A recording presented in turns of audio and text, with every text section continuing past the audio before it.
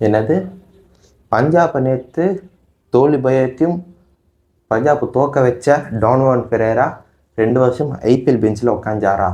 ஆமாங்க. டிசியில் கடைசி 2 வருஷமாக பார்த்தீங்கன்னா ஐபிஎல் பெஞ்சில் உட்காந்த பிளேயர் தான் டோனோவன் பெரேரா. நேற்று பஞ்சாப்பை பஞ்சாக பிரித்து மேய்ச்சா போல பவுலர்ஸை. எந்த பவுலர்ஸும் பாரம்பரியம் பார்க்கல. கடிச்ச வரியா போடுறியா உங்கள் ஓவரில் ஒரு 6 இருக்குது அடித்து காமிச்சா போல டோனோவன் பெரேரா. இவரை பற்றி ஒரு சின்ன இன்ட்ரெஸ்டிங்கான விஷயம் பார்க்கலாம் வாங்க.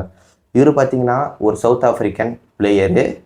இவர் உலகத்துக்கு தெரிஞ்சது பார்த்தீங்கன்னா SA20 லீகில் 2023 அதுவும் ஜோபக் சூப்பர் கிங்ஸ், அதாவது நம்ம ஐபிஎல் சிஎஸ்கே டீம் மாதிரி அங்கே ஜோபக் சூப்பர் கிங்ஸ் வந்து டீம் ஃப்ரான்ச்சைசி வச்சுருக்காங்க.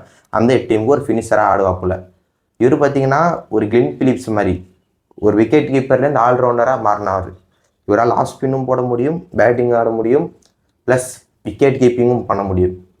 அந்த மாதிரி பிளேயரை 2 வருஷம் பெஞ்சில் அவங்க உட்கார வச்சாங்க. அந்த டைமில் பார்த்தீங்கன்னா உலகத்தில் எல்லா லீக்லையும் பிடிச்சி பொழுதுன்னு இருந்தார் டோனோவன் பெரேரா.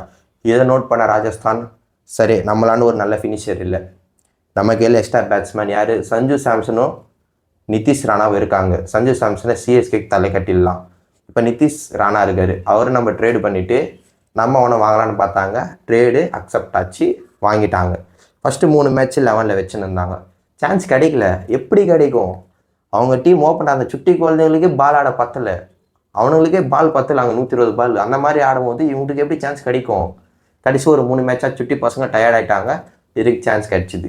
வந்த மேட்ச் SRH கூட ஒரு நல்ல ஒரு ஸ்கோர் பண்ணார். நேற்று ஒரு நல்ல ஸ்கோர் பண்ணார். கிட்டத்தட்ட இவர் பார்த்தீங்கன்னா 6 அடிக்கிற எபிலிட்டி இருக்குது பார்த்தீங்களா, ரொம்ப கொடூரமாக இருக்கும். கிளாசன் ஸ்டான்ஸ் பார்க்க கிளாசன் மாதிரி இருக்கும். ஆனால் கிளாசன் எப்படி ஸ்பின்னுக்கு பேர் போந்தவர். ஆனால் இவர் ஸ்பின்னோட ஃபாஸ்ட் பவுலர் ரணக்கோடாரமாக அடிப்பார்.